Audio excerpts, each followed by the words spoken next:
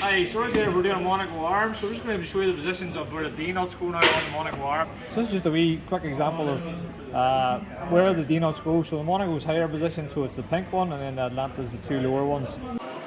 On the actual arm then, so I can feel it the first hole's there, so I would just make an indent, and then I just put it straight in, so I know obviously it's around here somewhere going by this. So same again, make an indent, and then put it in like so. So the next one's up in this corner, so you can feel it.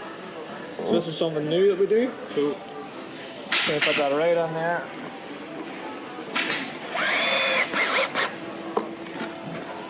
Since I've got that in, to make it easier to find on the other side, I just put a wee poker through and just poke the upholstery where it is.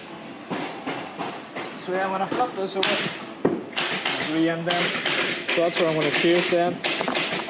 And it goes straight through.